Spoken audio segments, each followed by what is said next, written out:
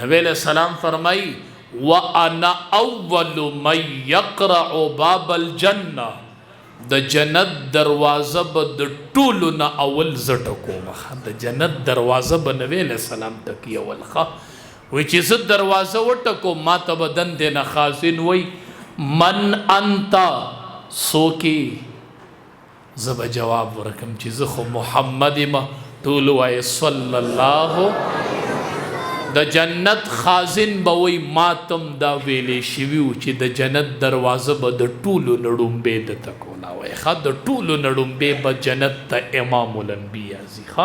بیا به نور انبیا شروع شي چې کله ټول انبیا جنت ته داخل شي نو امتیانو کې به د ټولو نه ړومبې جنت ته څوک ځي. په انبیاو کې به د ټولو نه مخکې امام الانبیا او په امتیانو کې د ټولو نه مخکې ملګری ابوبکر صدیق رضی الله تعالی عنه.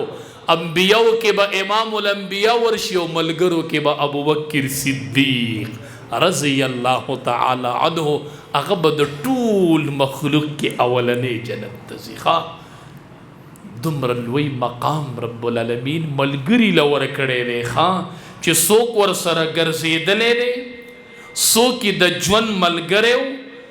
ټول بني آدم کې افضل البشر بعد الانبیاء ابوبکر صدیق رضی الله تعالی عنه. په بشر کې د هغه نه غوره بشر د انبیاو نه پس ابوبکر صدیق ډېر بختور و.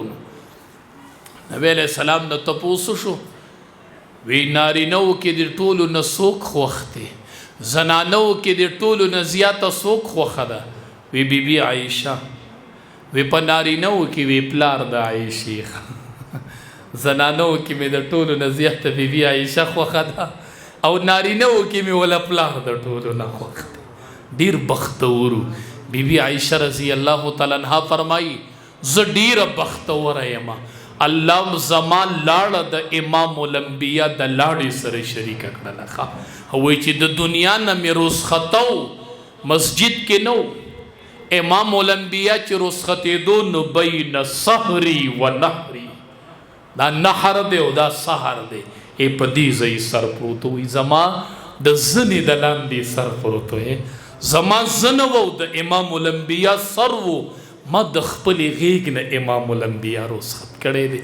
کور زما و نمبر زما و غېږ زما وه لاړې زما وې کور مې و نمبر مې و غېږ مې وه لاړې مې وې چې امام الانبیا مې د دنیا نه رخصت کو. ډېر بختور و.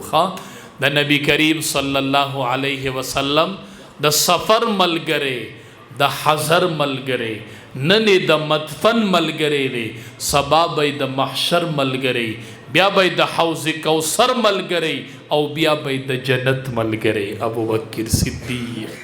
ملګرتیا دی ته وایي مړه تاسو وایي زمونږ ملګري دي پرېږدی دا فرینډز او پالورو دا پرېږدی دا ملګري نه دي. ملګرتیا دا ملګرتیا ده چې نن دې ملګری دی او میدان محشر کې به تې منډې وایي دا ملګری نه دی. نبی کریم صلی الله علیه وسلم یو لاس نه ابوبکر صدیق رضی الله تعالی عنہ ونیو یو نه عمر فاروق رضی الله تعالی عنہ ونیو. صحابه ته وی ما ته ګوره ملګرتیا دی ته وایي یو لاس نه یو نیوی دی او د بل لاس نه بل. صحابه ته وی هاکذا نبعث یوم القیامه دسی به مونږ درې واړه ودرېږو په قیامت کې. دقه شان به مې لاسونو نه نیولې ملګری دا ملګری دی چې میدان محشر شي نو د لاس نه به یې نیولې او میدان محشر کې به حاضري کړي. رب العالمین مونږ ټول ورسره یو ځای کړه په دې مینه او محبت هم ورسره یو ځای کړه رب چې په امام الانبیا باندې مین یو مین د حد نه تیر یو. زمونږ به څه مینې مړه مینه د صحابو مینه نبی علیہ السلام سره کړې د ښوونو بوټو کړې ده.